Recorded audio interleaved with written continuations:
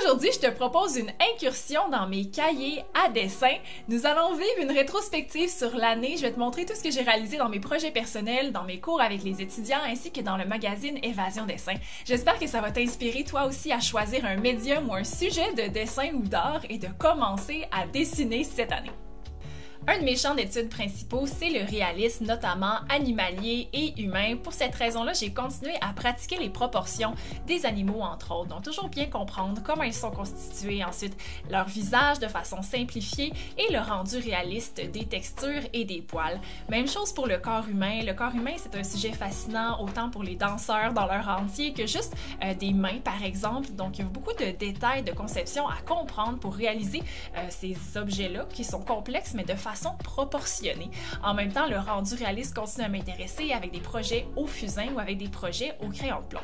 Bien entendu, comme le portrait, c'est mon dada, j'ai fait beaucoup d'études de portrait également pour réaliser des projets qui sont parfois notamment à l'encre, que ce soit des études ou des projets finaux et des magnifiques projets de portraits réalistes. Ici, j'ai passé un mois à illustrer des personnages connus ou encore à faire des portraits hyper réalistes comme dans la méthode 7 jours ou avec Madame en gros plan que j'ai illustré un projet qui a pris plus de 12 heures et qui est probablement un de mes meilleurs de l'année.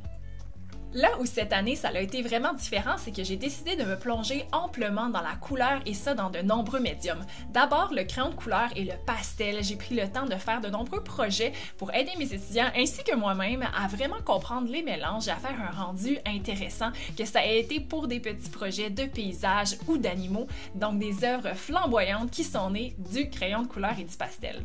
Mon gros highlight de l'année, je pense que c'est l'aquarelle. J'ai redécouvert avec plaisir ce médium et j'ai pu m'exprimer librement en créant de très nombreux portraits. Les portraits à l'aquarelle sont tellement satisfaisants à faire, mais ils reposent effectivement sur une bonne connaissance du portrait que j'ai acquise au fil des années, comme vous avez vu dans les autres projets.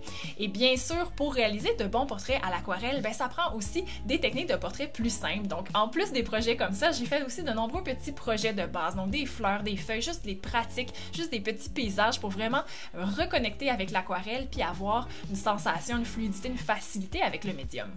Finalement, je m'en suis donné à cœur joie avec l'exploration de l'acrylique. C'est un médium que j'aime beaucoup mais que j'ai pas encore eu la chance de vous enseigner. Alors peut-être que je vous en parlerai cette année suite à mes nombreuses expérimentations.